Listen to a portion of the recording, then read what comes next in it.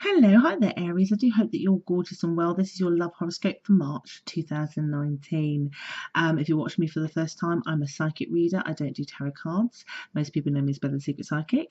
If you'd like to know more about me and my services, all the links are just down below. Most of you know I don't like to waste time, so I'm going to jump right into your reading to find out what it is you need to know. Right, first of all, I have to say for Aries, if you're looking around increasing your family, if you're looking to get pregnant, for example, great month. First thing that came out, fertility high, family togetherness, bonding, particularly after last month, it feels like a continuation of things growing more, togetherness. I get you nurturing a love relationship and it's being nurtured right back. And there is all these kind of juicy thoughts a little bit again around about expanding on that. So some of that will be very tangible in terms of expanding us, expanding our family, or creating that.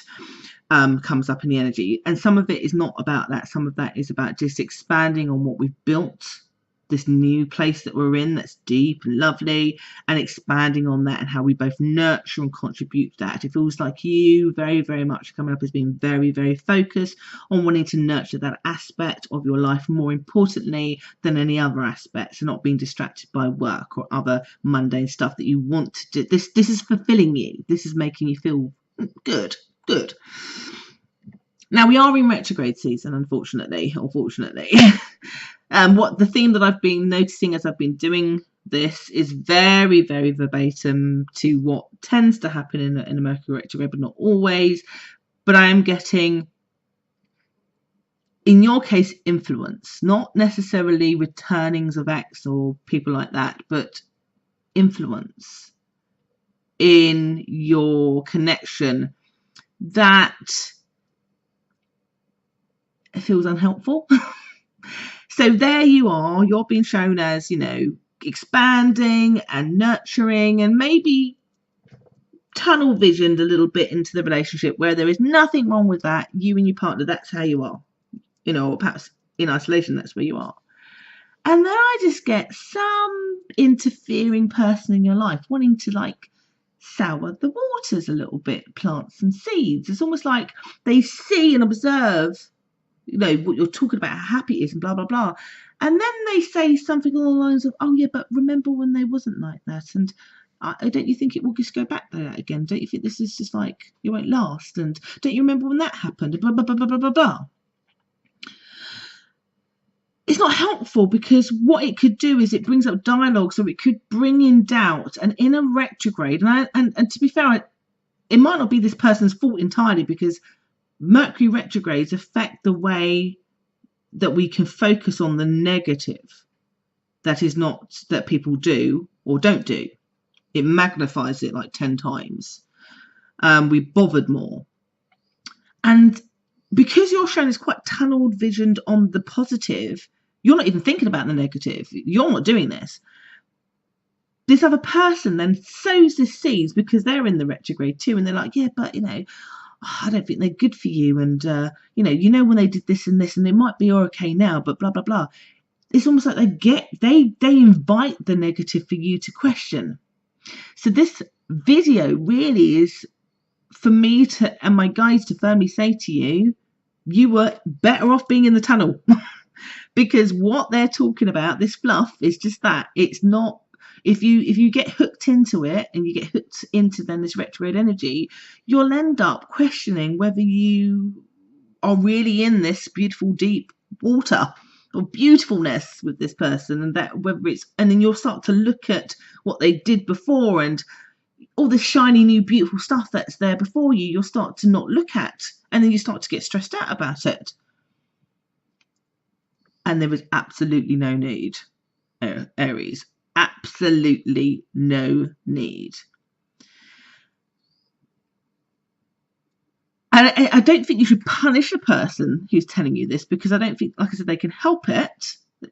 One would say it's coming from quite a protective place, like making sure you're sure, and they're letting the retrograde, get to them, and they're vocalizing it. But the message comes from this reading, which is for you to just say, really appreciate that, but I'm just not putting my energy there.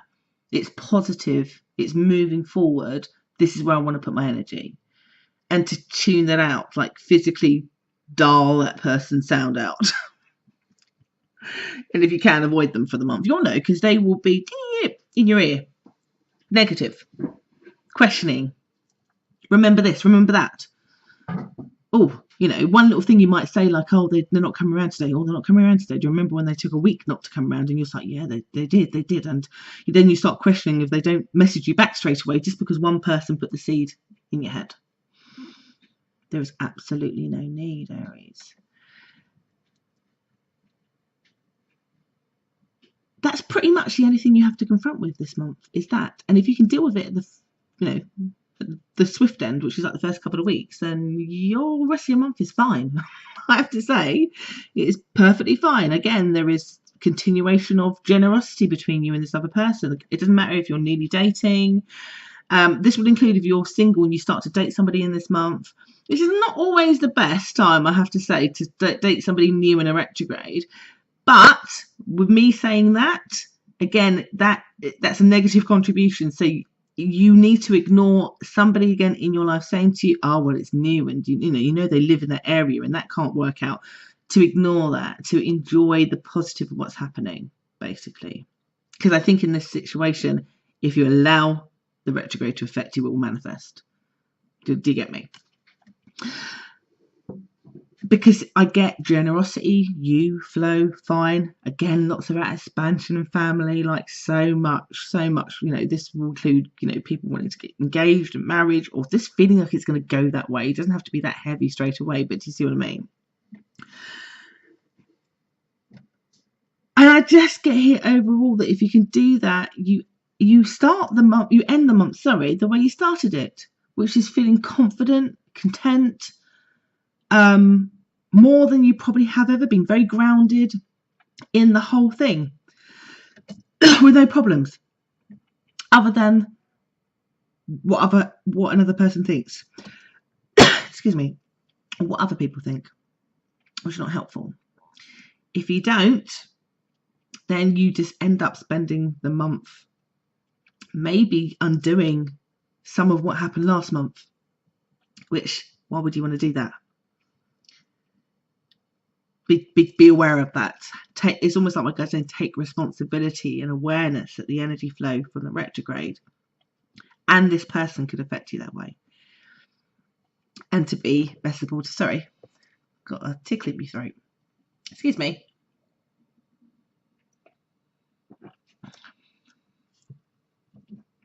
If you can do that, all is well.